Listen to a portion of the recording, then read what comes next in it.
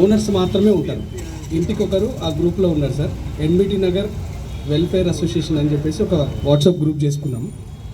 దాంట్లో భాగంగానే ఒక మెసేజ్ పెట్టగానే ఇంతమంది రెస్పాండ్ అయ్యి ఒకేసారి వచ్చేసినారు సార్.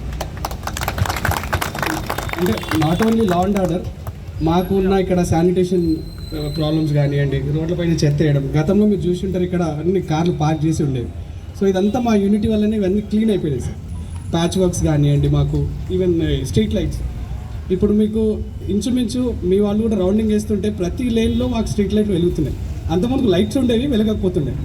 సో ఇదంతా యూనిటీతో ఒక గ్రూప్ వల్ల అందరు కన్సర్న్ ఆఫీసర్స్ మేము గ్రూప్లో కాంటాక్ట్ చేస్తున్నాము.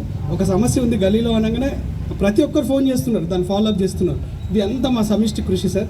ఈరోజు మీరు ఇక్కడ దాకా రావడానికి కూడా వీళ్ళందరూ కృషి అని మేము భావిస్తున్నాం సార్.